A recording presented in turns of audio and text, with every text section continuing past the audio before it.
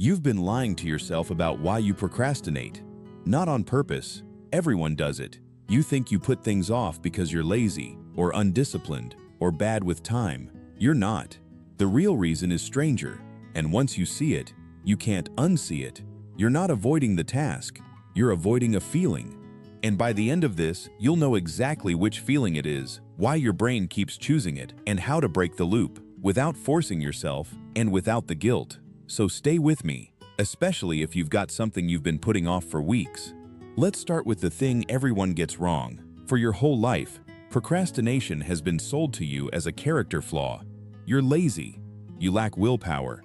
You just need to try harder, get a better calendar, download one more app. None of it works for long. And here's why it doesn't. You've been treating a feelings problem like it's a time problem. The largest review ever done on this, Piers Steele pulled together almost 700 studies for it, found that the single strongest predictor of whether you'll put something off isn't laziness, and it isn't bad time management. It's how aversive the task feels, how much dread, boredom, anxiety, or resentment it stirs up when you think about starting it. The more unpleasant the feeling, the more you delay. That's the pattern, every time. So sit with that for a second, because it changes everything. You're not avoiding the report. You're avoiding the flicker of, what if I'm not good enough to do this well? You're not avoiding the email.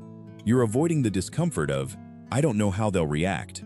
The task is just standing where the feeling is, and your brain, trying to protect you, pulls you away from it. Two researchers, Fushia Sirwos and Timothy Peichel, gave this its proper name. Procrastination, they found, is short-term mood repair. When a task makes you feel bad, putting it off makes the bad feeling go away.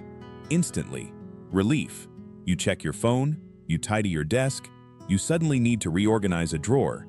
And for a moment, you feel better. That relief is the whole problem, because your brain just learned something. This is where it becomes a loop, and once you can see the loop, you can finally step out of it. A psychiatrist and neuroscientist named Judd Brewer has spent 20 years studying exactly this mechanism. Every habit, he says, runs on three parts: a trigger, a behavior, a reward.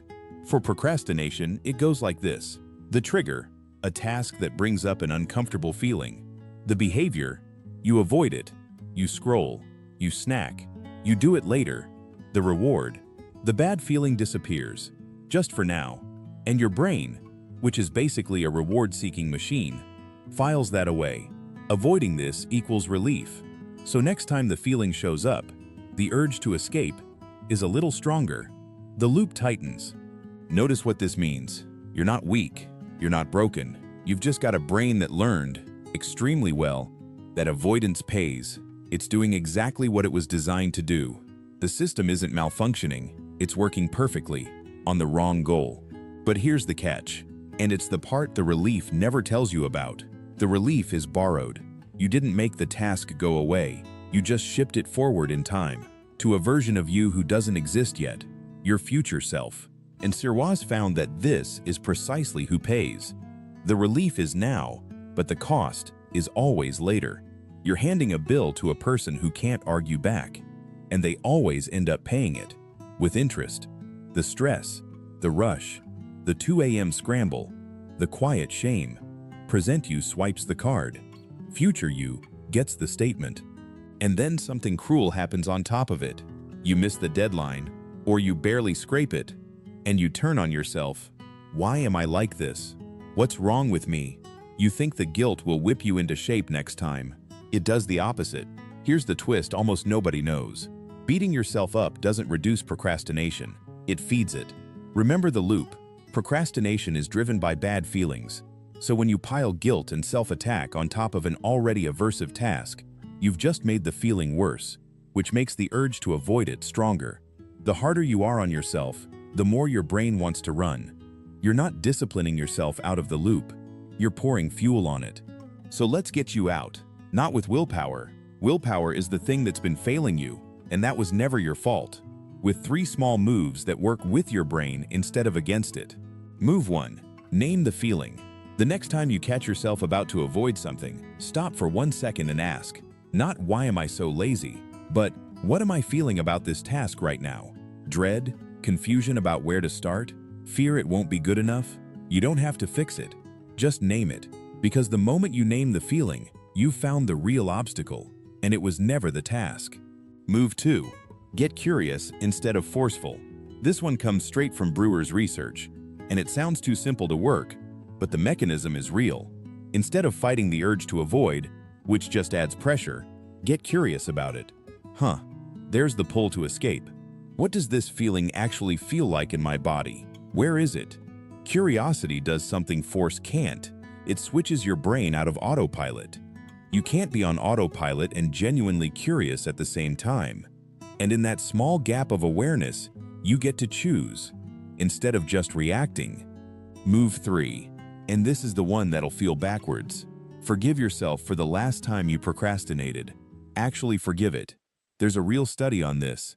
Students who forgave themselves for putting off studying for one exam procrastinated less before the next one. Why? Because forgiveness lowered the negative feeling attached to the task. And we already know the negative feeling is what drives the avoidance. Drop the feeling. Loosen the loop. Self-forgiveness isn't going easy on yourself. It's removing the exact fuel the loop runs on. So here's where you are now, if you've stayed with me. You know procrastination was never laziness. It's your brain avoiding an uncomfortable feeling. You know the loop. Feeling, escape, relief, repeat. You know who pays, your future self, with interest. And you know the way out isn't force or guilt.